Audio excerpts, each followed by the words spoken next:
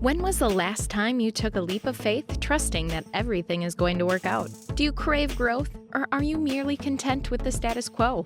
If you want more out of your life, out of your career, and out of your relationships, you are in the right place.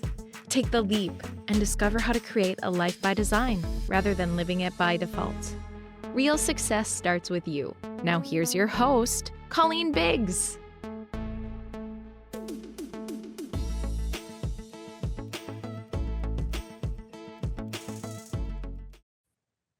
All right, listeners, hello, and welcome back to another episode of Take the Leap. I am your host, Colleen Biggs.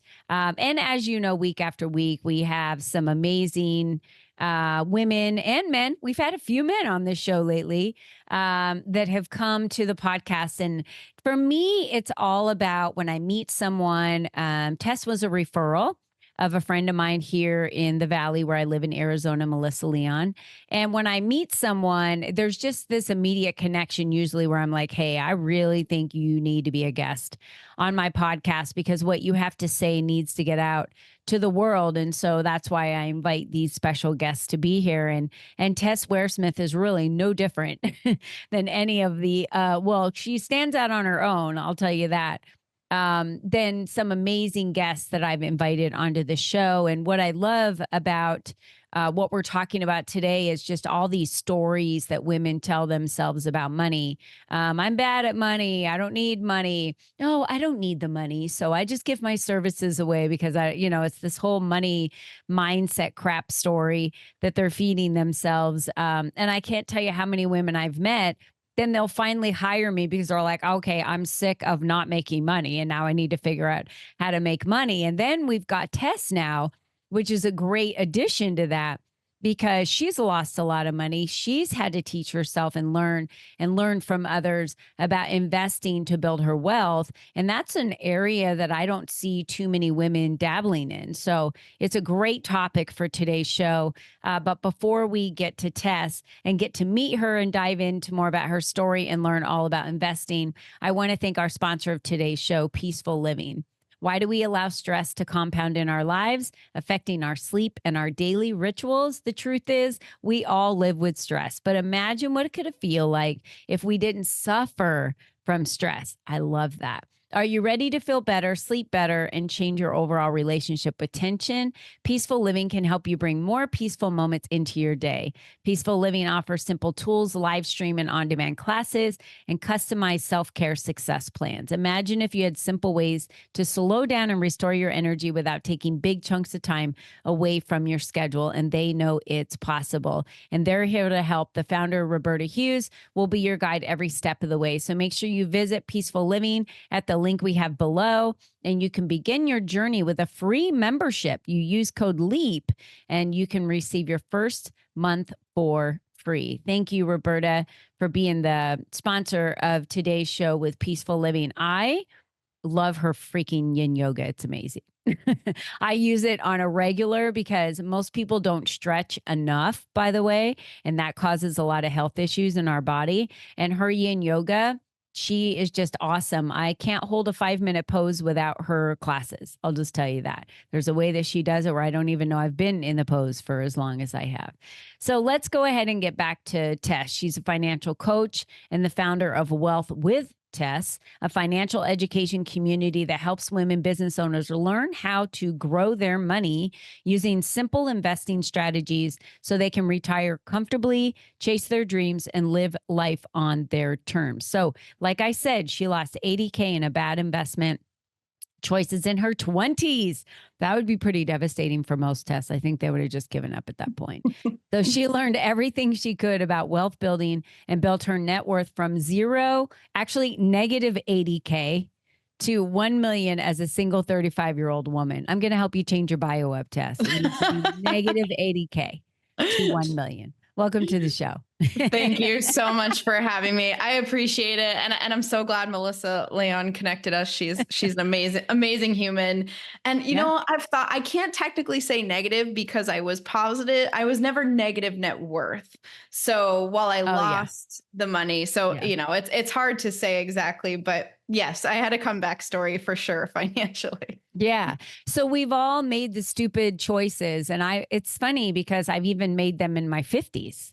I thought I would have learned in my 20s and my 30s. And then it's like, okay, no, I've read this contract. I said, it's all good. Like, I trust this company. And then before you know it, 50 grand later, and you're pulling the plug after 2 years because they didn't deliver what they promised to deliver. So there's always going to be hacks out there like that. But we're here to kind of squash some of that today because you're working with women who feel like I'm so far behind. So you must be working with women that are probably in their 50s, I'm assuming, or 40s, 50s, 60s. And they're like, oh, yeah, retirement. Wait, I got to ask, is it all about retirement, Tess? Because No. do women really want to retire these days? I don't. No, it's all about options, right? So I Oh, work okay. with women anywhere in their 30s, 40s, and 50s. And I'll tell you a secret, Colleen, every single woman thinks they're behind, sort of regardless of how far, or most women, I should say, not every single, but most of the women I work with feel like they're behind. And sometimes my work is fun and pointing out that they're doing better than they think and they have enough time to truly change the future. And if you are in your 30s, 40s, or early 50s, regardless of where you are financially, there is still time to change what your financial future looks like. But no, we're not just talking about retiring comfortably. That is important. It's important to have the option to, in case you can't work in the future, in case your life changes and you want to spend your time a certain way. But I work with a lot of amazing women that they don't necessarily want to retire. When we talk about multiplying the money from their business through investing, we're talking about having more options to live life on their terms, whatever that means for them, whether that's starting a new business or working less in their business or having the option to start something new or start a passion project or spend more time with their family, have security, safety, all that stuff. So, we talk about money in the sense of what it can do for us in the long term from a retirement perspective, but I actually prefer the term financial flexibility because that's what you're really creating in the near term when you Mhm. start multiplying that money that you're working so hard for by investing. Yeah, I don't really believe in retirement. I've said it 1,000 times on my show. I just don't. For me, I feel like when we give up on like working and give up on the things we love or give up on passions and then you just kind of like retire, well, then what do? You're like just waiting to die. I don't know. It just Yeah. to me, it just seems crazy. I'm really not about that life. I would rather just continue doing what I love to do until the day I die, when that time comes and kind of be flexible with my time and how I want to do that versus like retiring. I've seen so many people just stop and then they just stop like their life and everything. And then they have all these health issues. And, when you're really not living for something anymore. But finances is why people generally continue working late in years because they have to earn income to pay for food, electricity, a roof over their head. I mean, let's be real about that. I'm sure because women got a late start, we couldn't get loans or have bank accounts or any of that 30 years ago.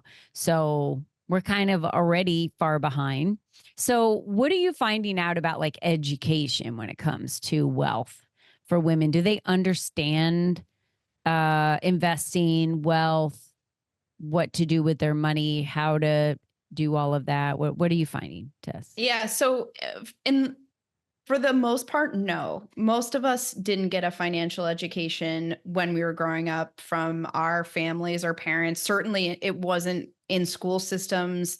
When I was in high school, college, there were no personal finance classes. And if there are, they're very basic stuff like credit or saving money. And I think the message to women has often been in a little bit of gaslighting, right? In the media, you hear a lot of, you need to save money, stop buying pumpkin spice lattes, whatever like gaslighting crap that's put out there to make us feel bad for spending money. That's not really the problem. There's such a lack of understanding of not just how to save, but also how to invest and multiply the money that we're working so hard for. And if we had gotten this education earlier in our life, it becomes a lot easier because you don't have to invest as much thanks to compound interest. And so I think that there's so many pieces of education missing from the puzzle, and I'm doing my best to close as many of them as possible. But one of the biggest issues is the education that is out there is not digestible. It's full of financial jargon. It's intentionally confusing. I think the financial industry thrives when people don't understand what they're doing, right? It makes it easier for them to sell us products, for financial advisors to do whatever they want with our accounts that's going to potentially help them financially. And that's not a blanket statement. There are incredible financial advisors, many of which I'm close with, but you can't possibly know if you're working with somebody great if you don't get a basic financial education and a basic investing education. And I think one of the biggest problems is now there is more education out there, but there is such a steeped belief that investing is super complicated and not accessible to the average woman, when in reality, to be a successful investor, you don't need to know everything about the stock market. You don't need an economics PhD. You need a basic education. And I have programs like my online and beginner investing program, my group coaching programs. These are 4-week programs. They're not months, they're not years, they're weeks to learn the basics of getting your money working for you in the stock market. And so, Colleen, I guess my favorite way to like put a pin in this point is that my favorite metaphor is if you're driving a car, you have to get your license and you have to, take driver's ed, and then you can drive the car. You don't need to be a mechanic to get from A to B, right? And that's what investing is. Like, to learn the basics enough to contribute and to benefit from the returns of the stock market, you don't need to be a mechanic. You just need to learn how to drive the car, and that takes weeks. Yeah, I love that analogy. It's great because we just take the car in, right, when there's issues with that. How did you get into doing this after the bad investment? What happened after that?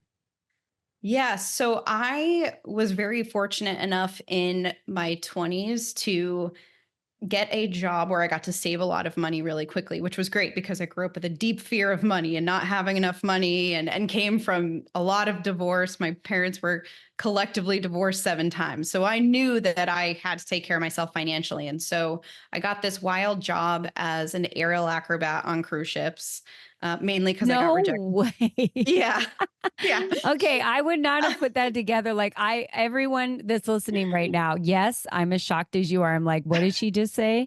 Did she say aerial acrobat on a cruise ship? Okay, so great. Yeah, I actually just had a story come out with Business Insider last week that's like, from aerial acrobat to self-made millionaire. And like, by the way, that took like 12 years. So that was not overnight. But yeah, and the reason I took this job was because I graduated from college in 2009, couldn't find a job. It was deep recession. So I literally went off to join the circus. And what was great about this is that I was able to save a lot of money because they pay for your food and your accommodations. So I knew enough to know that I wanted to invest, but I had no idea how to do it. I thought you had to pick stocks. I thought you had to time the stock market. I thought you had to do all these things.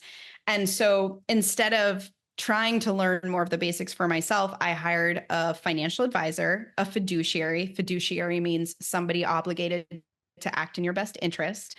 And there was somebody I knew, somebody I grew up with, and I hired them and gave them my money and just kind of said, make it be more, and stopped paying attention. And after a few years, I got into other types of investing, real estate investing. And so I started to pay more attention to the returns, and I started to want to know what my accounts were returning.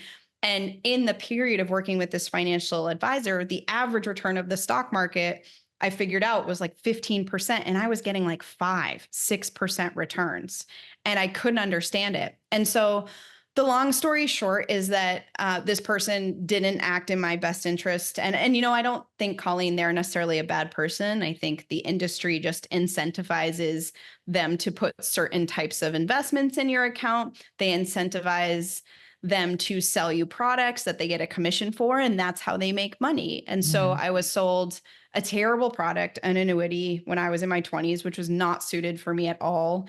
I was sold, or I had multiple funds in my investment account that had extraordinarily high fees. I was paying a high fee on top of that to the advisor. And so all in, all of these mistakes were tens of thousands of dollars. And that doesn't include what that money could have compounded to if it was just invested in the stock market getting the average return. And so when that happened, I was devastated, shame spiral. I felt so stupid because my whole goal was to do the right thing.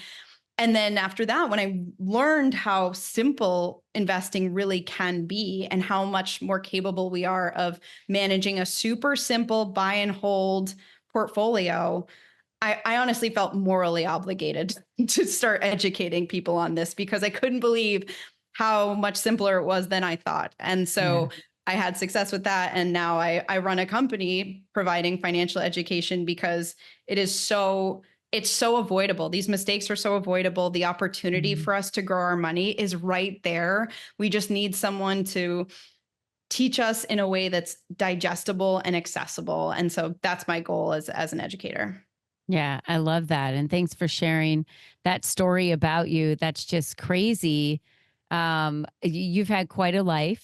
And I love that you said I felt morally obligated because if it's happening to me, how many other people out there is the same thing happening to? And it is a shame that that's the way it's incentivized, which isn't allowing the outcome to be advantageous to the actual client, which is a shame, really.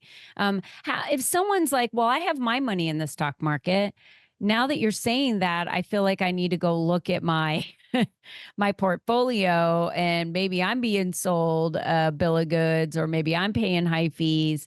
Do you educate on that of someone who maybe already has their money somewhere, how to look at that, how to understand it a little bit better? What is the part of the coaching that you do and the educating that you do?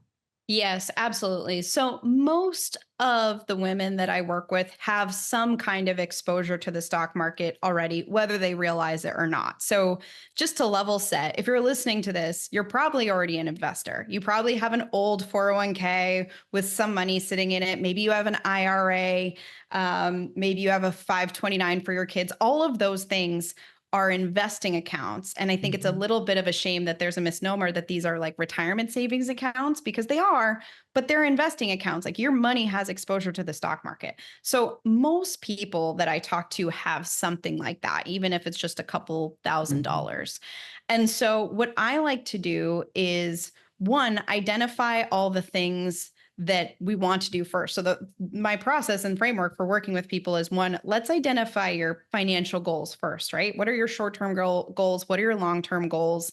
And then where are you right now financially? Because if you're not making enough to cover your expenses, then it's going to be hard to invest. So before you even invest, you got to figure out what your cash flow looks like, how money comes in and out of your account. And then once you've done that, then you can start to invest more thoughtfully, invest a specific amount per month. There are so many people, Colleen, and myself included, by the way, like all the mistakes that I talk about. I just wrote a blog post that was 7 things I'd never do with my money, ... now, because I did six of them myself. But some of those things are like investing a random amount of money per month without looking at our cash flow and seeing, oh, wait, I actually can invest more. Because while we can't necessarily control what the stock market is going to do, we can control how much we contribute.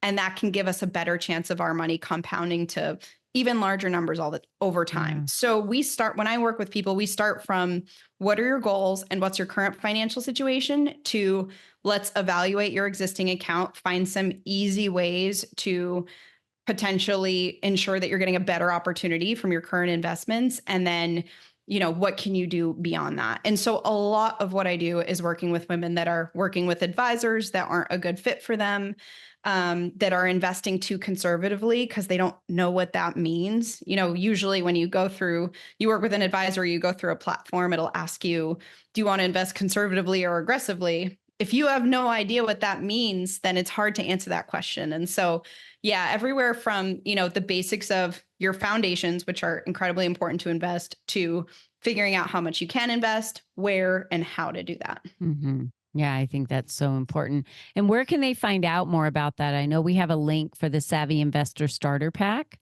for female founders. Is that the link that you want them to click on?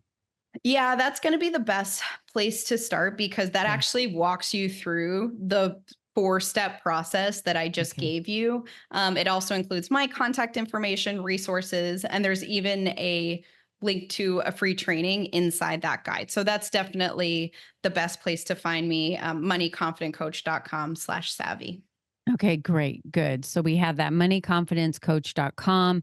That's another place that you can go out and find Tess. What is the one message that you definitely want to share with women? I mean, you've shared so much, but another, final message that you want to share with them today, just as a reminder for them, because I know they immediately go to shame, right? That's the immediate thing, like, oh, I should have known. Well, you don't know what you don't know. So you shouldn't have known.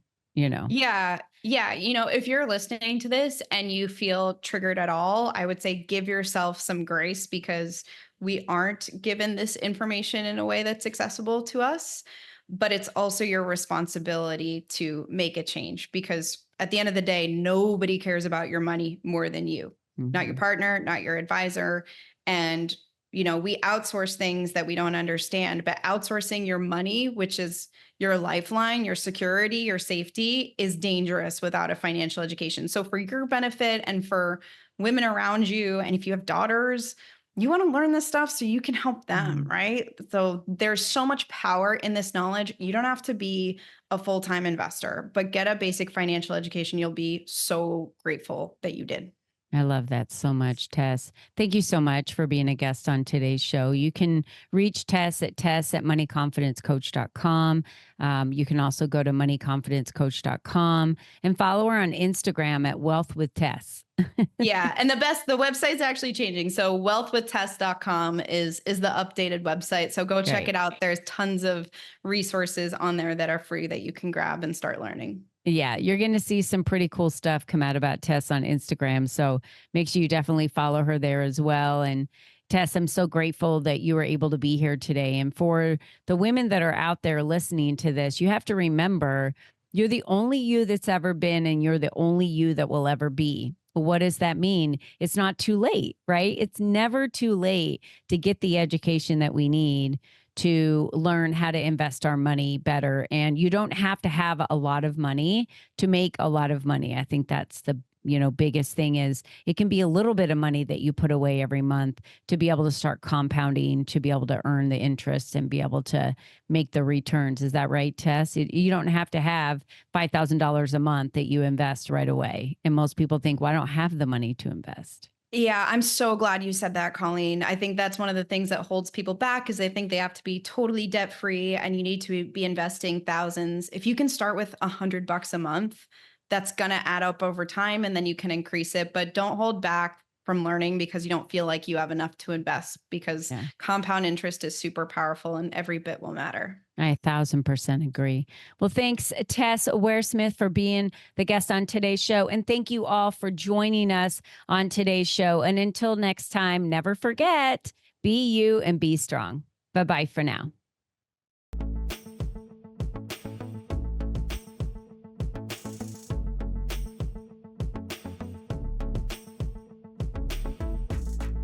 Thank you for joining us on this journey of self-discovery, where you learned the tools to create a life by design. Remember, you are the only you there is, and you are the only you that will ever be. Be you and be strong, because you are brilliant, and the world needs you at your best. We cannot wait for you to join us again next time.